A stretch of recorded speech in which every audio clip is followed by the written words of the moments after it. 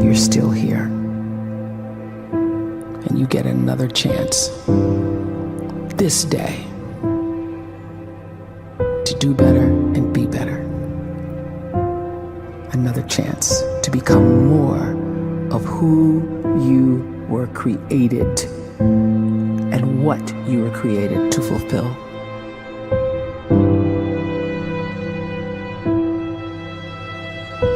Everyone in the world is capable of living outside the role or beyond the roles that they place themselves in, no matter what it is.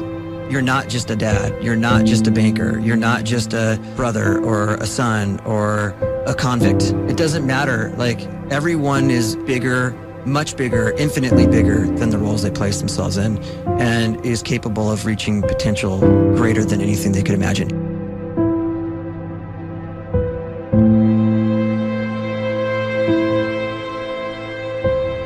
You can live the life you desire. It's right there in front of you. But in order to achieve it, you must first see it, then believe it, and then you must graciously ask and train your brain to help you execute your vision.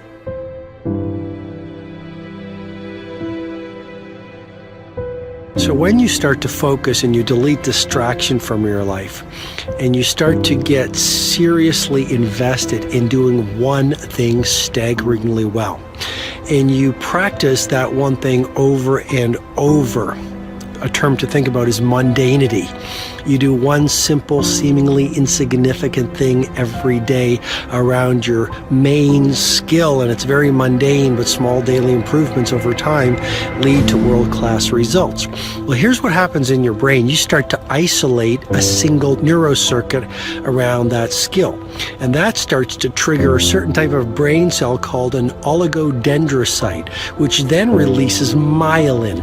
Myelin is a fatty tissue that starts to wrap around that single neurocircuit related to that main skill you've been practicing. And when myelin starts to wrap around the brain circuit, what happens is you have accelerated learning times, you can see more quickly, heightened perception, and you'll learn more quickly. And that is really the quote-unquote secret of the great producers. It's not a result of some natural gift, but their daily practice, their relentlessness and their grit, their work ethic, and their singular focus and sacrifice.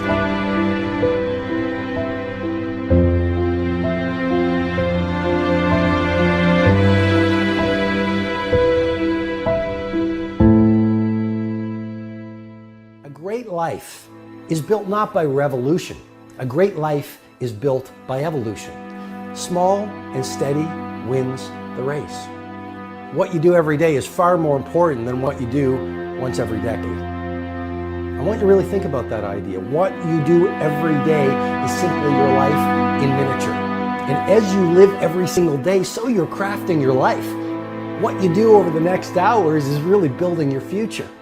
And if you can just get every single pocket of 24 hours right as best as we humanly can, the rest of our life is going to take care of itself. So small wins matter.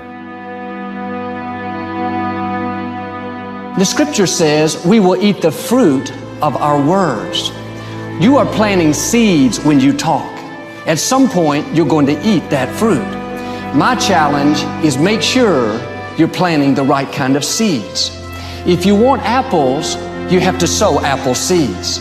If you want oranges, you can't plant cactus seeds, poison ivy seeds, mushroom seeds.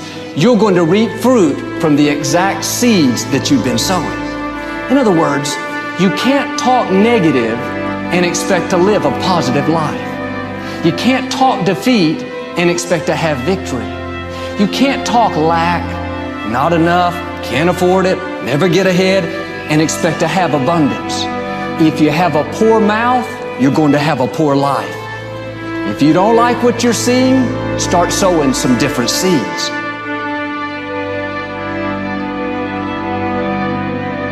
We may not realize it, but we're always feeding ourselves. What we watch, listen to, the people we're around, the thoughts we're dwelling on, that's feeding our inner man. If you go to lunch with people that talk bad about the boss, make fun of a coworker, put down a friend. They're feeding you gossip, feeding you jealousy, feeding you disrespect. Here's the key. Whatever you feed is going to grow. You may not like what they're feeding you.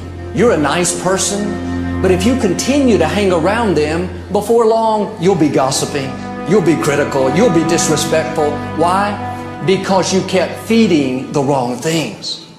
If you're always feeding negative thoughts, thinking, I'll never get well, I'll never meet the right person, you're feeding doubt, feeding mediocrity, feeding fear.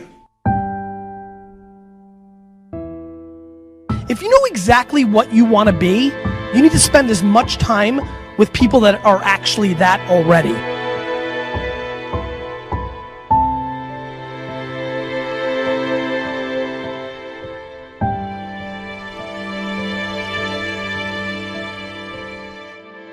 You cannot let a fear of failure, or a fear of comparison, or a fear of judgment stop you from doing what's going to make you great. You cannot succeed without this risk of failure. You cannot have a voice without the risk of criticism. And you cannot love without the risk of loss. You must go out and you must take these risks.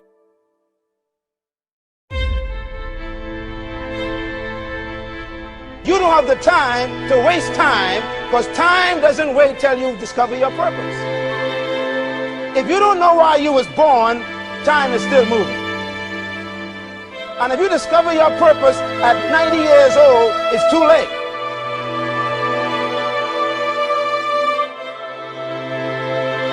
You don't know how young you are. What if you die in 2 years? You're pretty old right now. You got 2 years left. And if you're 50 years old and you're feeling discouraged, well, remember the advice about planting a tree. When's the best time to plant a tree? 20 years ago or today? So if you're 50 and you feel like life left you behind, well, get started right now. Better late than never. Better late than never. Don't think about time and age so much. It gets people distracted. When the whole world's distracted, you be focused.